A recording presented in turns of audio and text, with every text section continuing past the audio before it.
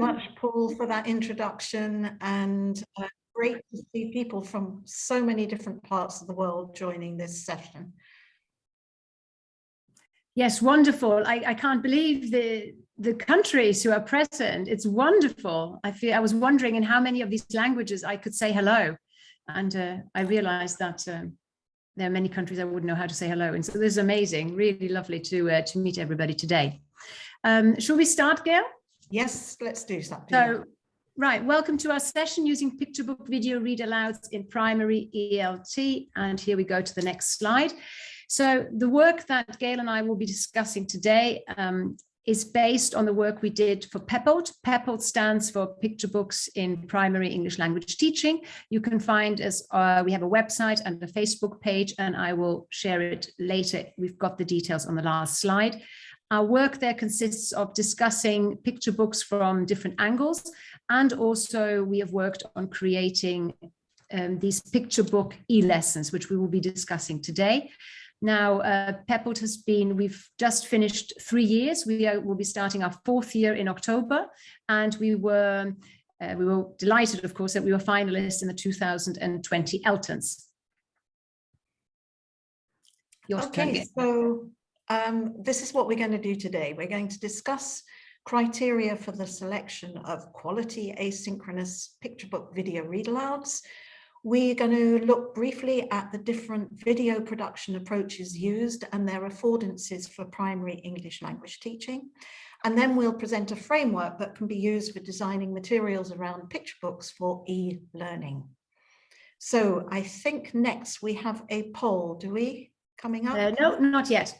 Oh, yes, sorry. Yes, we'll begin with, well, Gail and I thought it would be quite nice if we could share a little bit of the background to what we are going to be discussing today. So we'd like to start by explaining the catalyst for these PELT mini e-lessons. Now, we were reflecting on this, and we remember quite vividly how it all began in the first lockdown, COVID-19, the first lockdown last year. It was March, I believe, Gail, is that right? March? Yeah, March 2020. March 2020. So what we noticed, so on the one hand, we could see the lockdown was asking primary teachers and many language teachers to begin with teaching English remotely to primary age learners. And that was challenging, to say the least. And on the other hand, we noticed that lots of authors and illustrators began sharing video read-alouds of them on their social media channels. So we could see Steve Anthony reading on Facebook and Oliver Jeffers on his Instagram channel. We started to have a little bit of a look around, and we realized that there were more author and illustrator read-alouds on various literacy platforms such as CLPE, Book Trust UK, and the Scottish Book Trust. We also noticed that publishers such as Puffin actually also shared video read-alouds, Puffin, Otterbury Books, with additional resources. We continued searching. We saw Waterstones, Moonlane TV also offering read-alouds, and all of these very often housed on YouTube, using YouTube as a sharing platform. And this then, and I think when we saw these two areas where we had the primary English language teachers teaching remotely and these video author illustrator read-alouds, I think that's when Gail and I began to wonder, what could we do with these? Is this an untapped resource perhaps? And that will take us to our next slide, which is indeed the polls, Gail. Okay, so we have 4 questions, just so can get to know a little bit about you before we continue. I think, Paul, you've got the, here we go. So have you ever worked with video picture book read-alouds for primary English language teaching?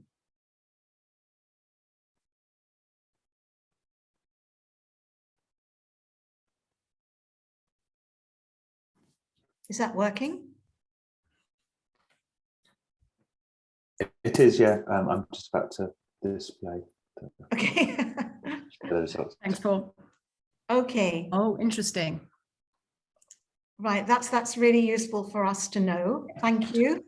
The next question is, have you ever used any of the PELT mini lessons, the ones that are available on our PELT website?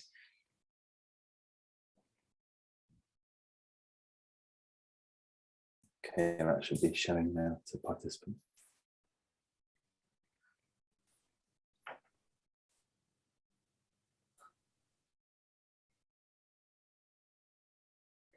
Some people are actually commenting. They haven't yet. Okay. Okay, right. So just a very few percent, 7% of you have. Okay, well, for all of those of you who haven't yet found out about them, you're going to find out about them today. The next question is just so we know which age range you work with. So do you work with pre-primary, primary, or secondary education? Just with this one, Gail, they can choose more than one. So yes, an option to choose more than one there. Somebody is asking what is PELT. PELT is Picturebooks in European Primary English Language Teaching. It's a not-for-profit community with 4 people who are sharing their ideas on different picture books each month on their website and on Facebook. Okay, so the majority of people are teaching primary. Quite high for secondary though. Yeah. Thank you. And are you a teacher trainer? This is our last question. Yeah, teacher trainer, teacher educator. Trainers? Yeah.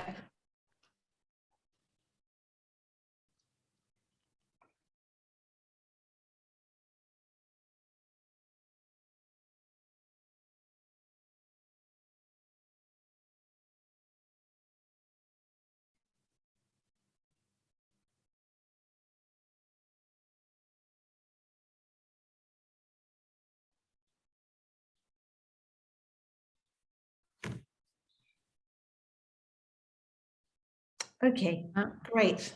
That's really helpful. About a third very of you helpful. are, yes, very useful for us. Okay. Thank you very much. Okay, so we're going to continue now with how we select these video picture book read-alouds. First of all, we chose them. Tatia, wait, can you go to the next slide? Yes. There we are. So first of all, we chose the video read-alouds by picture book creators because they expose children to authentic language in English, but they also provided children with an actual novelty of meeting the picture book creator. And when we began selecting these read-alouds, and there are many, many, many available, it's difficult to select them because there are so many. But we were very quickly able to say, yes, this one has potential, or no, we don't think that we can use that one. Bearing in mind, of course, the needs of our global primary English language learners. We were also always in agreement, but it wasn't until later that we actually sat back and asked ourselves, why will that one work and why will that one not work? And at this early stage of the selection, we were operating very much on our own intuition and our gut instincts. So what does make a quality video picture book read aloud for our primary English language learners? So what we did, we actually turned the question upside down and started with, well, what doesn't work and why not? So here we can see there are 3 excellent picture books in their own right, but as video read-alouds, we just felt that they were not appropriate for our needs. So let's start with Stuck by Oliver Jeffers. That's the picture in the top left-hand corner. And this is all about a little boy whose kite gets stuck in a tree. And in order to dislodge it, he throws up one thing after the other. The things get bigger and bigger and they get stuck in the tree. It's a very amusing story, but Oliver reads it very, very quickly. He holds the book facing himself and he kind of tends to look and read into the book rather than reading to his audience. And he makes limited eye contact with his audience. And although there are background images and music, we don't actually see the pictures in the picture book. So Stuck was not selected because of the delivery style and the lack of visibility of the images. Now, the next read aloud on the top right-hand corner is Egg by Sue Hendra and Paul Linnett. This is a story about difference, about acceptance, and about belonging. And it's beautifully illustrated. It uses just one word, egg, in the singular and the plural. Sue and Paul, they introduce themselves and then they show the front cover, as we can see here. But then the pages, the picture book pages, are filmed from the camera, zoomed in on the camera. So we no longer see Sue and Paul. And as intonation is key to conveying the different meanings of the word egg, our primary English language learners don't in fact see Sue and Paul's facial expressions and gestures, which would provide them with further clues to meaning. So we felt that this read aloud would not sustain children's attention, and that it's better suited, this picture book's better suited to a real-time face-to-face read aloud, where the teacher can mediate the story and interact with the children to create the meaning together. So this one didn't make our mini lessons because of the delivery style, the video production approach, and its limited language. And I'd just like to point out here that Sandy Morale has a really interesting blog on this book, Egg, which you might like to have a look at. It's on her Picture Books in ELT blog site. And then the third example, the one at the bottom, is by the absolutely fantastic, brilliant Kes Gray and illustrated by Jim Field. Kes Gray, he reads the story clearly, he varies his pace, he uses lots of intonation, he makes eye contact with his virtual audience. It's a rhyming story about what animals sit on. For example, cats sit on mats. In fact, there are 29 rhyming pairs. So that's 29 nouns for animals and 29 nouns for objects, which makes a total of 58 nouns, some of which are very low frequency nouns. For example, mules sit on stools, gophers sit on sofas, puffins sit on muffins. And the pictures are not always very visible to support children's understanding. So this one sadly didn't make our mini lessons either, because it contained too many low frequency words for our primary English language learners and the lack of visibility of the pictures to support understanding. So they were some of the ones we rejected, and these are some of the criteria of the reasons why. So which ones did we select and why? So here we have, I mean, what are the features that make a suitable video picture book read aloud? So here, these four here, we've got look up, we've got I am that, there's a monster in my book, and rain before rainbows. They all share similar features. Each one is read aloud clearly and expressively by the readers. They lift the words off the page and they bring the words alive. They read with emotion. Just watch Symmetry Hall's reading Rain for Rainbows and you'll know what we mean. They hold the picture book facing the audience, and they create rapport with their virtual audience. And this is very, very appealing. And each picture book has great potential in terms of its language games and its cross-curricular games for our primary English language learners. These are the reasons why we selected the picture books for our mini lessons. Right. Well, I think it's really, I hope you've managed to follow. There was a lot of thought went into finding out or trying to find out why we chose and why we didn't choose a picture book read aloud. And another aspect that played a key role was how it was filmed. So while viewing these countless author and illustrator video read alouds, Gail and I started to identify the different ways it had been filmed. And so one production approach is what we call the interactive one. And if you have watched any of Steve Anthony, so this is the gentleman sitting here at the bottom holding his Panda book, and I'm sure you are, or many of you will know the Please Mr. Panda series. If he did many read alouds during the first lockdown, and if in all of them you will see he is sitting on the floor, sometimes he's on his knees or he is crouching. And what you can see in his videos is, or in this interactive approach, is the author or illustrator holding the picture book, facing the virtual audience, and then turning the pages. And what he then does, you can see this in the top image, he then stretches out his arms and brings it closer to the camera to make this kind of manual zoom effect and to show close-ups of the page.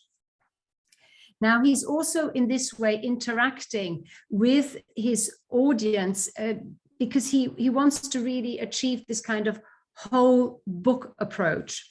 And he asks questions throughout his read aloud and points out things. And again, he goes to zoom in. The benefits of this kind of approach, of course, is that the child or the audience has got access to visual clues, so not just the ones in the book, but also facial expressions, and he's pointing. And there is a lot of eye contact, so it makes it quite personal.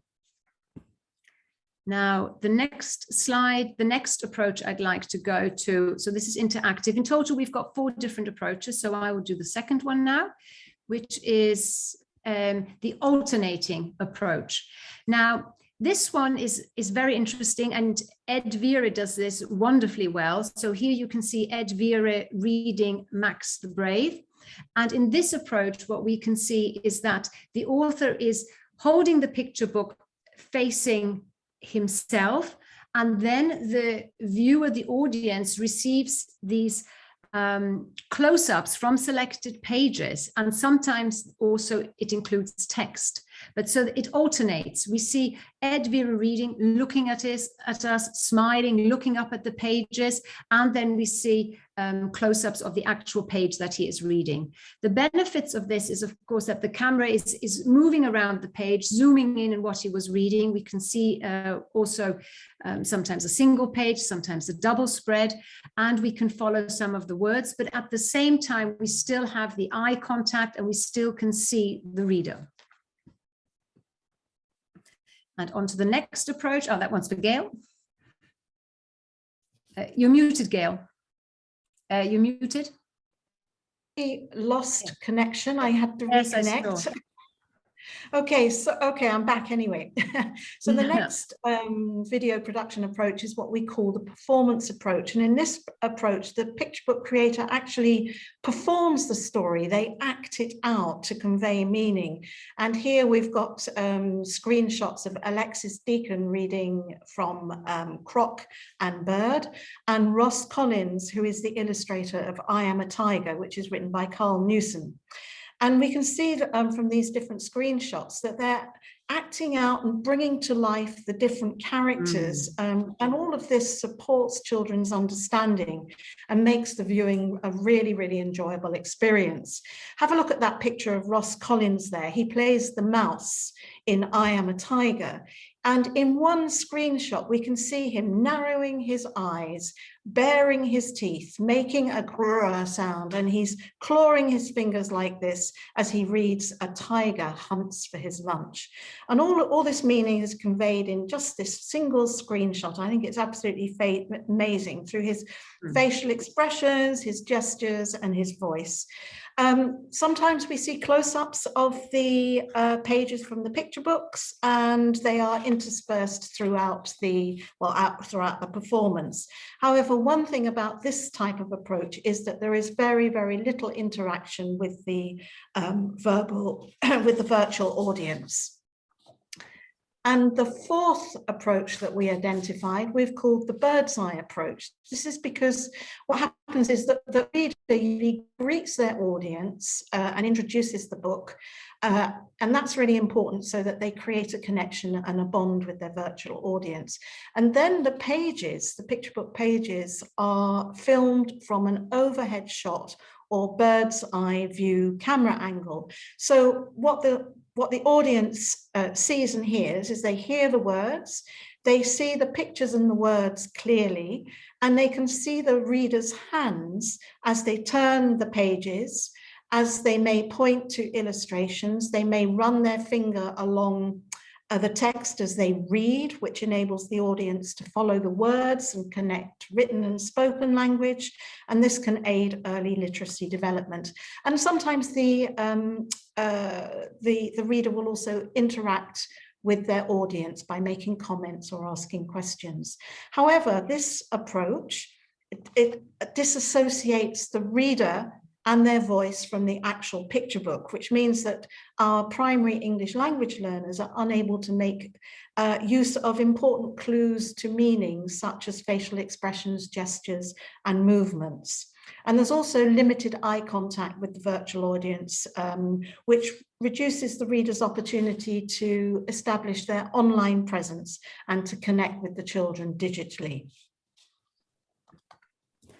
Well, so by now, Gail and I had really understood or realized the affordances of these video read-alouds for PELT, for teaching PELT remotely. And we realized that if we wanted to use them, though, that we had to create a structure that was flexible, but that would suit a global audience, the different needs of the children and of the teacher. And so we started to think about what kind of lesson cycle we could develop that would offer choice, flexibility, and suit this wider primary English language teaching and learning audience. And Gail will explain a little bit more of the pedagogical underpinnings now.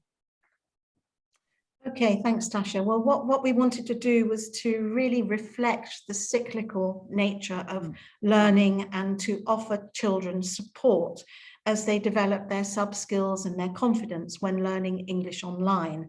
So the structure for our e-lessons is underpinned by 3 main pedagogical models of teaching and learning.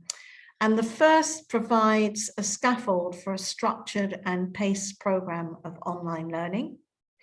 The next reflects the 3 main stages of teaching a picturebook-based primary English language lesson, which includes those very familiar 3 stages of pre, while, and post activities. And the third underpinning is the plan, do more, review, and share learning cycles. So this will ensure that our e-lessons follow the same kind of cyclical pattern. So the e-lessons then are structured to be adaptable for the local PELT and e-learning context, accessible in terms of content, that is the learning tasks and the activities, as well as the technological aspect. They're transparent, instructions are transparent and clear, and procedures are made clear by using age-appropriate and level accessible action verbs. And these make learning intentions and learning strategies explicit and visible. And we wanted them to be adaptable to suit the needs of the teacher and the class by offering a range of tasks and activities according to the age, the language level, and the interests of primary learners, wherever they are in the world, and their time available.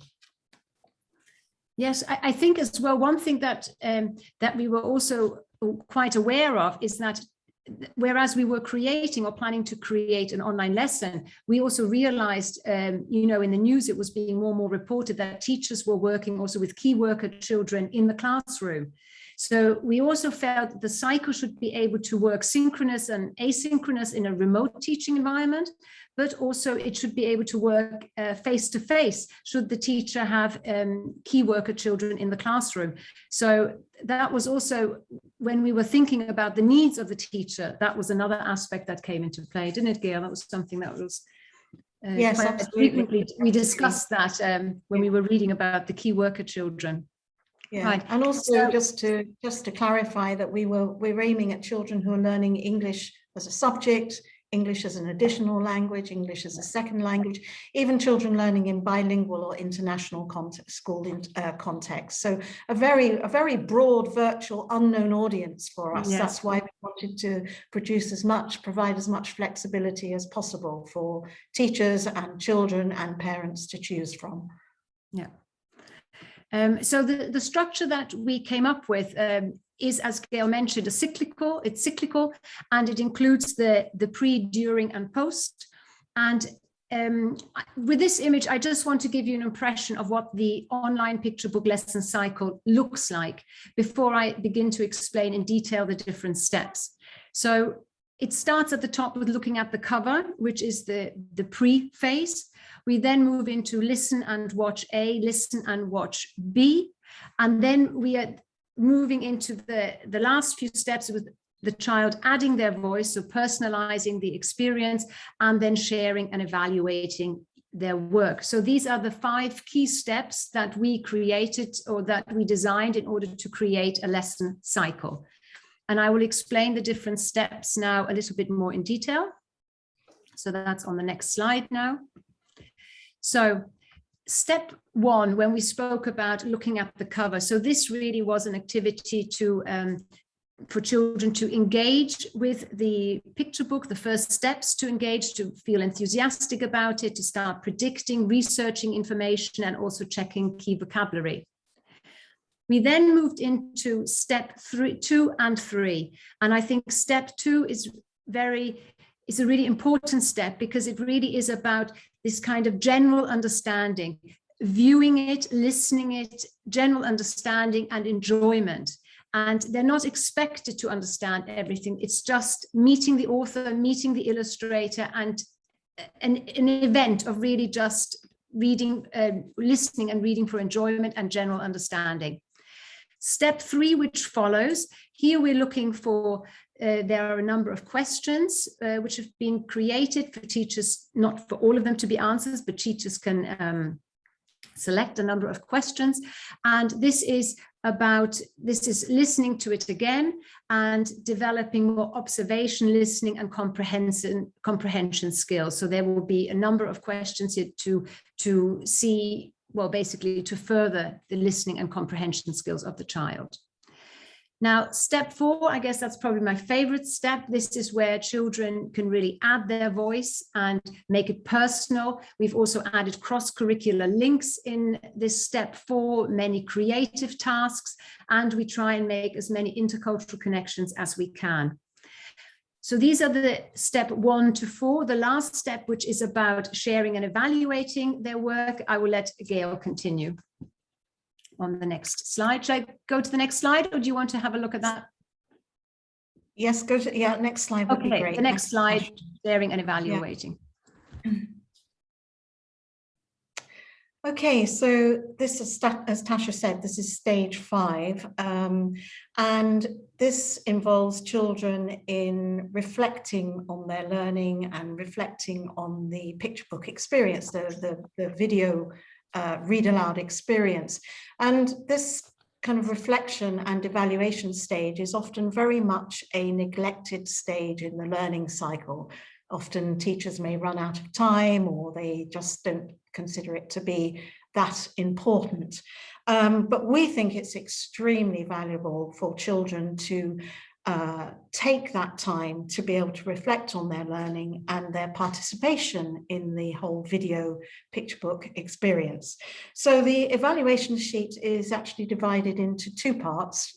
Part A is where the children share their personal responses to the actual read aloud and to the picture book itself. Whether they liked it, which were their favorite illustrations, what would they like to say to the author?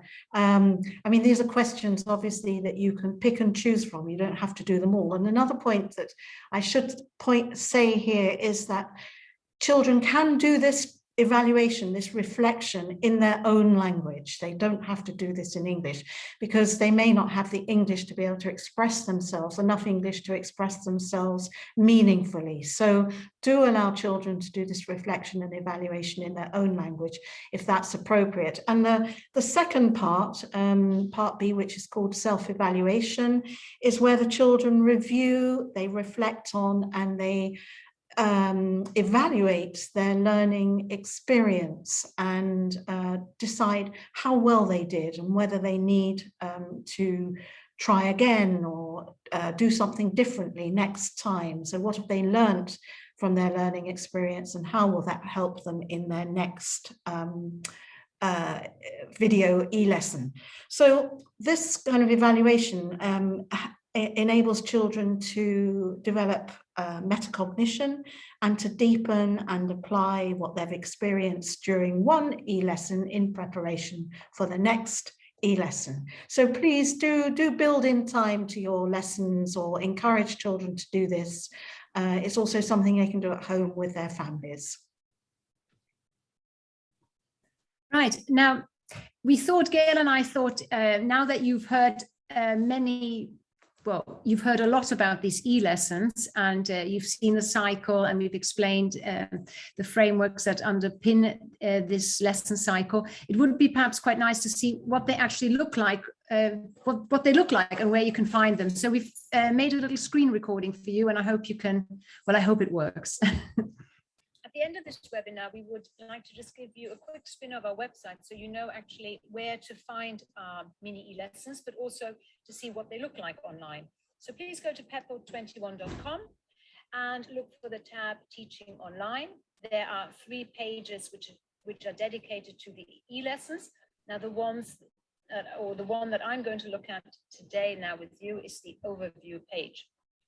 Now on this page, you will find all our e-lessons listed by title of the picture book with a short synopsis, and we have added the themes, values, and the World Day links. That's also quite useful, especially if you don't really know what you're looking for, or you've got an event in mind. You will also notice here at the top Liane. Now Liane has added a number of signed versions to our author picture book Read-Aloud. And we have got 9 of our e-lessons include the signed version, which you can use if you have got children with hearing difficulties, or if you would like to include sign language in your lessons. Now you can scroll through and access all the lessons directly from here. So let's have a look at Beagle by Alexis Deacon, which links to Alien Day. Let's just assume that's what we would like to celebrate. Now, this is what the lesson looks like online. At the top, you will find notes for the teachers, the child, also the parent, giving you an indication of, for example, materials, but also the language skills that this lesson focuses on, and cross-curricular links. Then you will find, well, exactly what we spoke about. Step 1, looking at the cover, questions. Step 2 and 3, the video has been embedded. Again, all questions for you to have a look at and to choose which ones you want to complete with your class. Step 4 was adding your voice.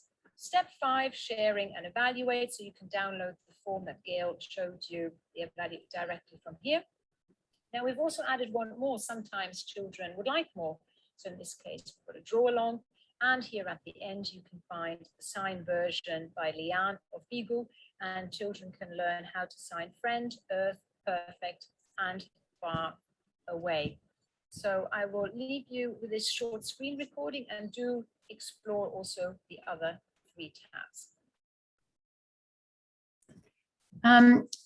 One thing that I didn't mention in this very short screen recording, because I was trying to keep it short, was at the end of every e-lesson, we have a QR code. And the QR code, we added that because we found out that in some countries, I think it was especially, was it Japan, Gail, that children were working with their parents' mobile phones. And I think Chile as well, perhaps. And so there it was very handy for the parent just to scan the QR code, or for the teacher just to send out the QR code, and then the children could access the lesson quite quickly or quite easily. I know it was a very quick run through, and obviously on the website you can take as much time as you want, but we just wanted to give you an idea of what they look like, what the format looks like when it is online. What teachers do in the past, what we've noticed, they just take the link and send it directly to the child, or depending on the format of if it's synchronous or asynchronous. So, but I'll leave the sharing of the lesson to you, but it's all available on our website or over our website. So we'll move on to the next slide. Okay, so we've been delighted that we've received lots of feedback from children and teachers all over the world. It's been very, very positive. And I'd just like to show you here an example of some work that comes from a school in Spain using Alexis Deacon's Beagle, where the children were actually doing the want more stage. Excuse me, and they were drawing along with Alexis Deacon, who was showing children how to draw Beagle. And here the children have come together. Hang on, just let me just look at my notes. Yes, it's via synchronous online classes. and they've come together to share their own drawings of Bigu, which I think are just delightful. So that's just one example of how a teacher has used this, where the children come together synchronously at the end to share. And they could also do that with their evaluation. You know, they could share their evaluations. Yeah, I think the sharing aspect was a really important aspect for us, wasn't it, Gail? Because we were worried that children would just feel that they've just been given this and then there is no follow-up, no moment to discuss and to share their experiences and their impressions of the read aloud. And so that's where we really wanted to add this into the lesson and make this an integral part of the e-lesson cycle. Given that it was all of these were produced very much in the context of that first COVID lockdown, where many children and families were feeling isolated. So the sharing aspect was particularly important. And part of that learning cycle, that stage, that share stage. Yeah. Yes, as Gail mentioned, we've been very fortunate. The lessons have been well loved, and PELT has been much appreciated by many. On this map, you can see the reach of PELT. So everything that is pink, we've had people visiting our website and using our resources. So the darker pink it is, the more views we've had. So you can see a number of European countries are very dark, England, so the UK, Italy.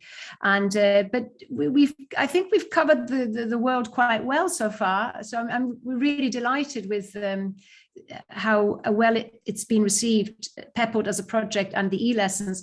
If you look, I've added some statistics here. So in the past year, the guidelines for the e-lesson. So a lot of what we have just discussed with you, the different steps and the lesson cycle, you will find on our website. Again, it's always there if you would like to read up on it again. And that page has had over 13,000 views. And our e-lessons, well, we've written 24 in total, and they have been viewed 64,000 times. And the most viewed e-lesson, interestingly, is the first one we wrote, and that was Amazing by Steve Anthony, and that's been viewed over 8,000 times. But we've also have lessons. We have The Odd Egg by Emily Gravitt, that's been viewed nearly 3,000 times. So we've been, you know, we were quite touched by how many views the lessons have received. Okay, so to finish off, here is a screenshot of our 24 mini lessons based on these picture books and video read-alouds. Alison Hasegawa, based in Japan, has just recently written a review of the mini lessons, which you can read if you're interested. It's part of the Clearly Journal, that is the Journal of Children's Literature in English Language Education, which is an open access journal. And so many thanks to Alison for this positive review. And of course, as Tasha said, you can access and download all our resources from our website. You have the link there. Yeah. And I think, Gail, we've reached the end of our talk. Yes. And at the top, we've put a reference in. A lot of what we've been talking about today will be coming out in a chapter in 2022. But otherwise, you have the website further down, Facebook page for PELT. And if you've got any questions for Gail and I, which you haven't got time to ask now, please just use Twitter. We will reply ASAP. So thank you for listening, and I guess it's Q&A. Yeah. Any questions? Yeah, I just wanted to say as well that this session forms part of a series of webinars this week on using children's literature in primary and secondary education. And coming up next is it David or Laura? David Valent, Laura McWilliams coming up next. So do watch their webinars. I think it's a fantastic series. Children's literature is so rich. And it is an underutilized resource, especially authentic children's literature.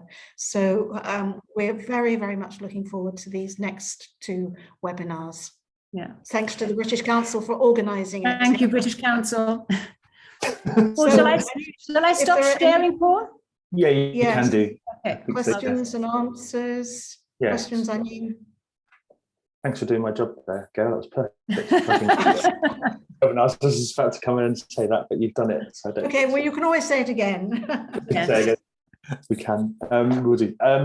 Okay, thank you very so much, Gail and Tasha, and to everyone for all your comments and lots of questions as well. Fantastic. Well, engagement and lots of really useful information. Just before we get to question and answer, because I noticed that a few of the questions were about certificates and so on. I have been putting a couple of links in the chat to certificates. They will also be emailed to you tomorrow, so don't panic. If you're on a mobile phone, I don't think you can click any of the links that are in the chat, but please don't panic and don't worry, because you will get an email tomorrow which will include all of those links. Okay, right. Okay, questions, lots of them. I don't know if you can see them, Gail and Tasha. Can you see the Q&A? Yes, I can see. We have a question here from Emily asking if they can be used without copyright restrictions. So Emily, just to let you know, we were in touch with every publisher and most authors and illustrators if they shared them themselves, and we have permission that they can be used within the context of this mini lesson. So Puffin, for example, was very supportive, and so has Steve Anthony has been very supportive. At the moment, we only have one video which isn't working, which is the one by Emily Gravitt, Odd Egg, and we are just in touch with their publisher to see if it can be relinked to our lesson. So that's all that we took care of that. Okay, shall I try and respond to Christine's question? My students are non-English speakers. Most of them have a low level of English. I'd love to read to them, but I'm hesitant that they'd get bored because they don't understand what I'm reading. How can I start? Okay, it's a very pertinent question. I think you'll need to start with picture books that contain language that is accessible to your learners. You must inform your learners that they don't have to understand every single word. Often they think they do, and then they will stop listening because they're stuck on a word. The whole point of listening to read-alouds or viewing read-alouds is to be immersed in the language and to pick up the general meaning and to make use of all the clues that are contained in the reader's voice, their expressions, their gestures, the accompanying illustrations, pictures in the picture book. All of these will help your children to understand. So start with short read-alouds to begin with. Make sure they understand they don't have to understand every single word, not to panic, and just start doing it. Do it regularly. Do it regularly, every lesson, 3 or 4 minutes, every lesson, and gradually build up. And I'm sure you'll find that they will understand more and more as you go along. It's a gradual process. I will then reply to dear Linda. She said, could I please repeat the 4 big books in the previous slide? I believe you mean right at the start, the one where we had the selection criteria, those 4 books. Now, those 4 books are all part of our mini e-lessons, so you'll find them on our website. The first one is the mini lesson for Look Up. The second one is the mini lesson for I Am Bat.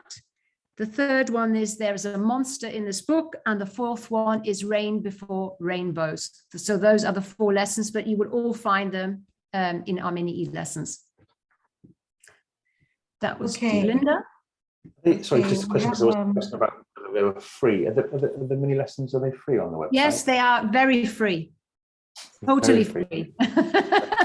No, it's PEPLT is a not-for-profit. Everything, all our resources, everything is for free. No charge. There's a question here from Mahamba. Oh yeah. I wonder if this approach in the African context where the class is bigger, and even during the pandemic, most students are stuck due to poor technical tools and poor connectivity. I absolutely empathize and understand the situation. if you have a large class, if you have the connectivity and you have the opportunity to have a large screen, obviously that would help reach more children in the class.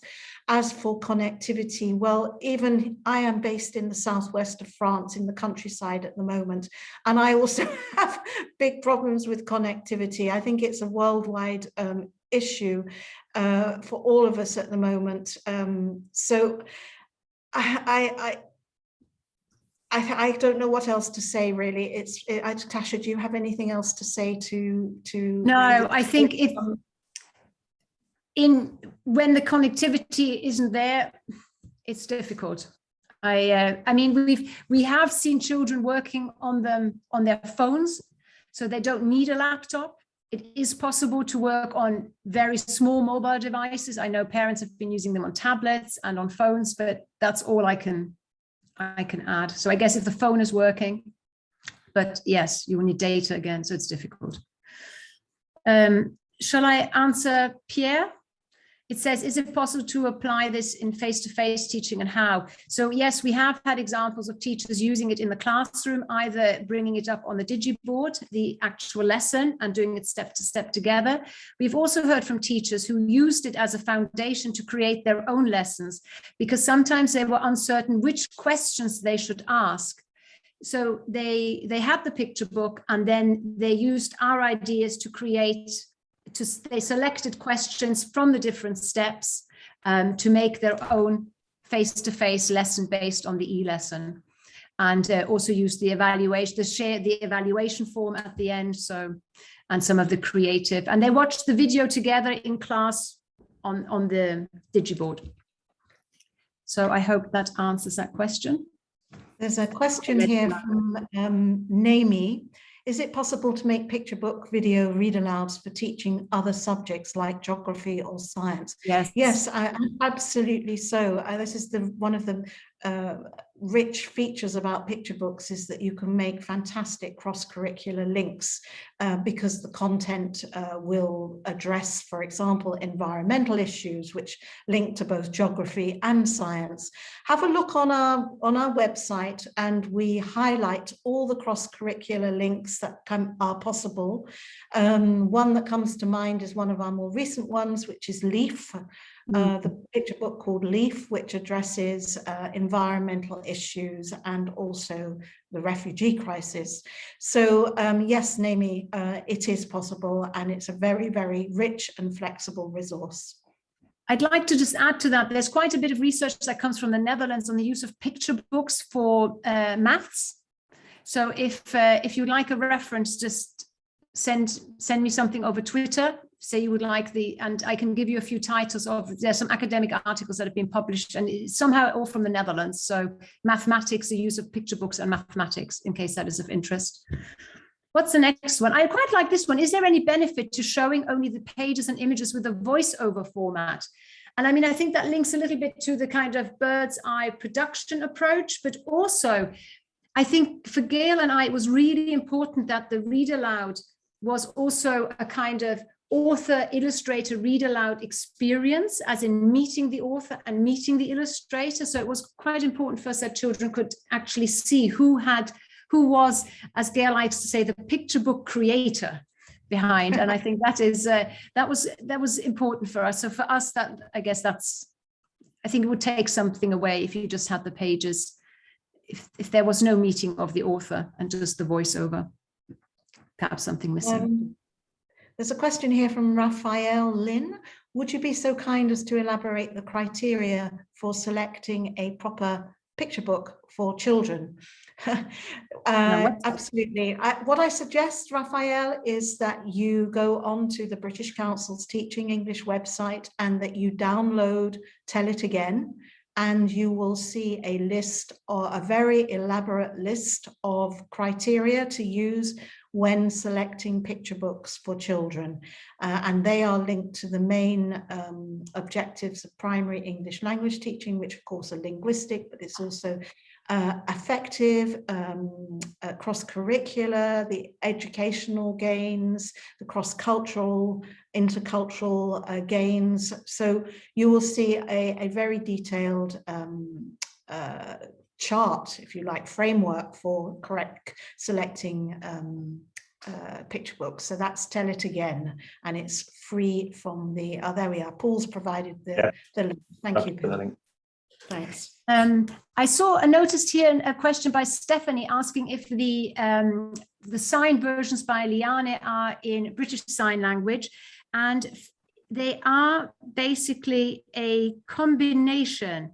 They are British Sign Language and another sign language for inclusion. So it's not purely British Sign Language, from what I understand. Is that correct, Gail? Yes, I think so. Is it possible to share the link to Leanne's site? Maybe. Yes, we've got the description. It's BSL and sign supported English. It's on our PELT page. And the link to her website is also, or to her page is also on the overview page that I shared. So it's BSL, who asked the question? Stephanie. So it's BSL and SSE, sign supported English. Okay, I have a question here from Haina. If I'm sorry if I haven't pronounced your name properly. I would ask your advice. 7-year-old children don't want to learn how to read English as a second language. What should I do to make them motivated to learn how to read? Thanks in advance for the answer. To motivate them to read? Well, read aloud to them first. If you read aloud to children and they are engaged with the read aloud, or show some of these picture book video read alouds, the children will become interested in the English language and gradually start to read themselves. But don't force them. Please don't force the children to read aloud, especially if they're having to read before they're ready, especially if they're also having to learn a new script, if English is a new script for them. So reading aloud is known as one of the best ways to motivate children to read for themselves. I'll answer two together, if that's okay, because one is really quick. So Elizabeth Rosenbaum asked if, mentioned that all the students are overseas and non-English speakers. And yes, as Gail mentioned in the presentation, these lessons were written for English foreign language learners, or primary aged English EFL learners, but also English as additional learners, UK-based or in English-speaking countries-based ESL as well. And another question from Janine saying most of the students use mobile phones. That's interesting, huh? From Janine, Gail. Most of the students use mobile phones. Will the accessibility still be the same? So the format they have been created, it should always adapt to the mobile phone format, so that there shouldn't be any issues with that. I'm just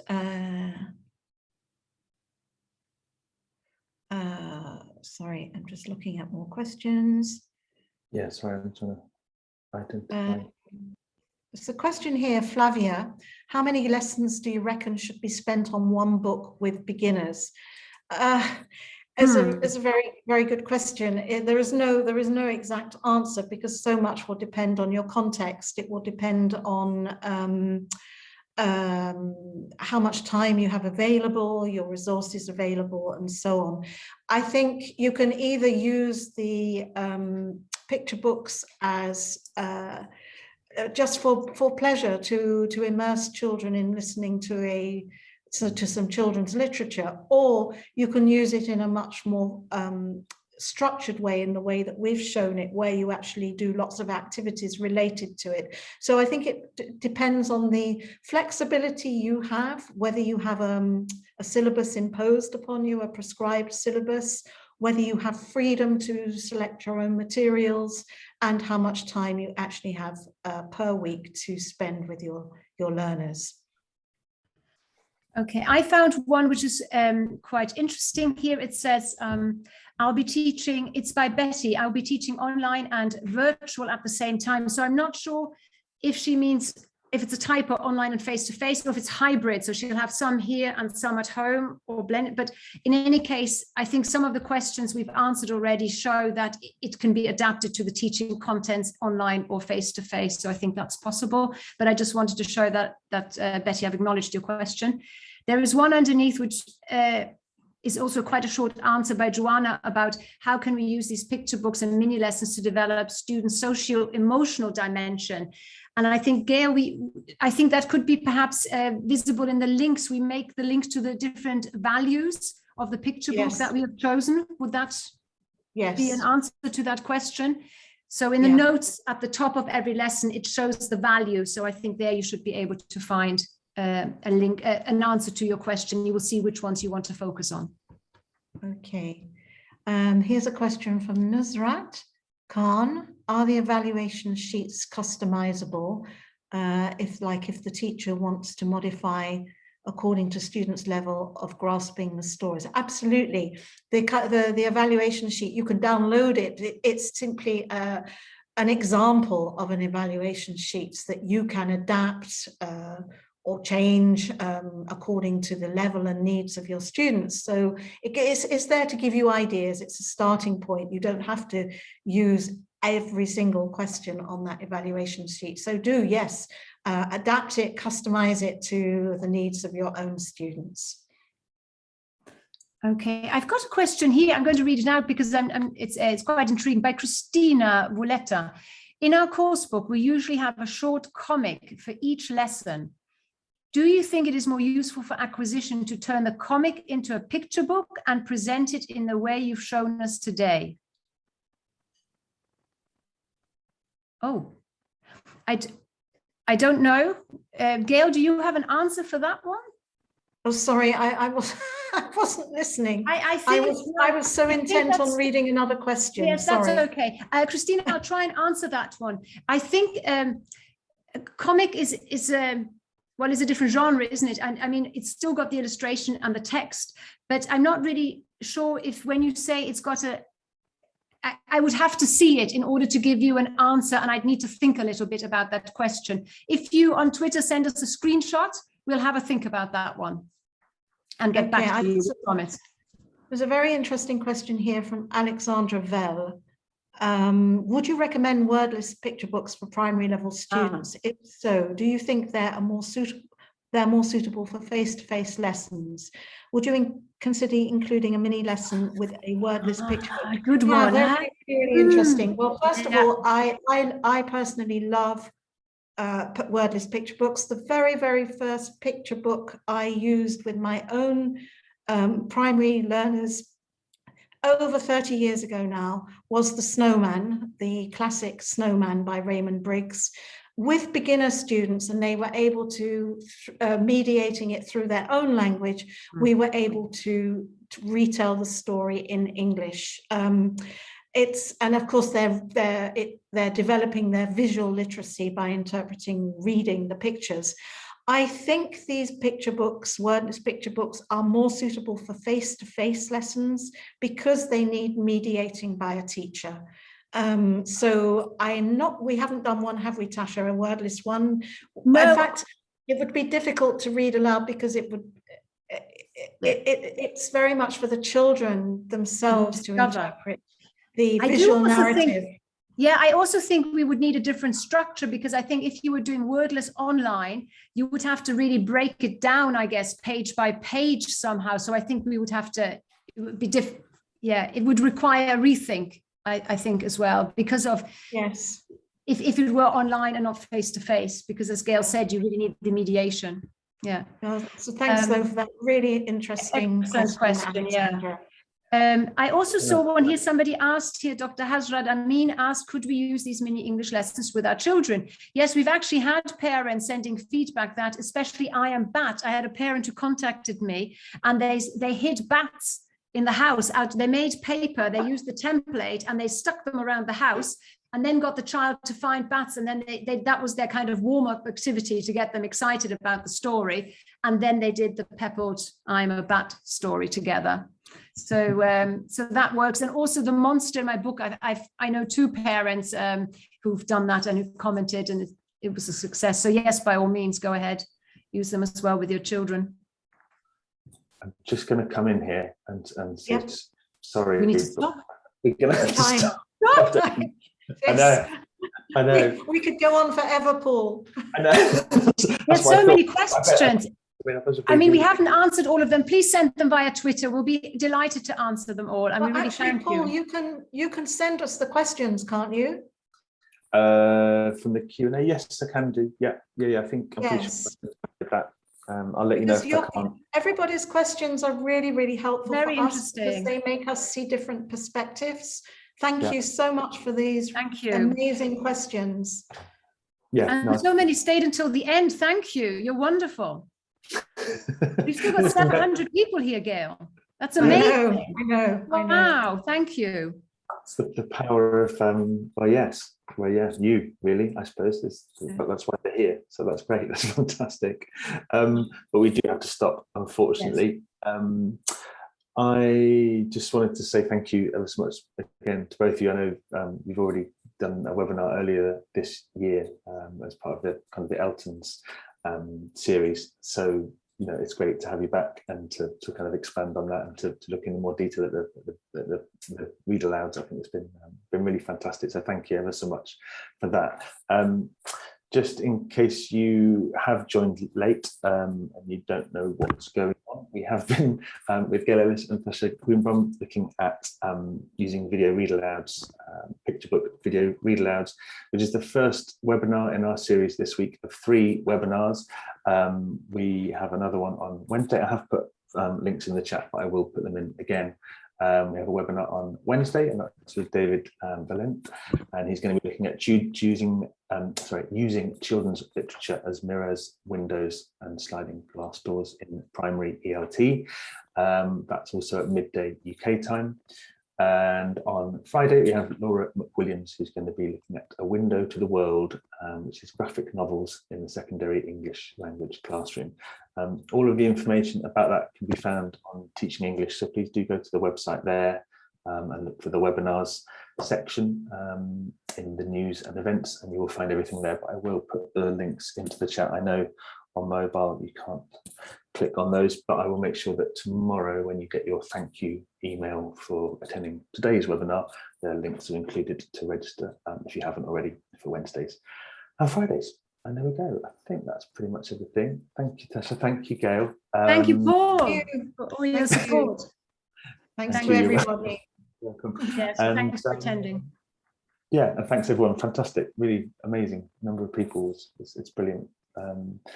Plus, I think about 200 or 300 on Facebook as well. So there we go. Oh, wow. So that's been Wonderful. great too. All right. Okay, so hopefully everyone will see you on Wednesday and then on Friday. Yes, Wednesday. Great program this week. Great. All right, thanks everyone. Bye, everybody. Take care. Have a lovely summer. Bye. Take care. Bye.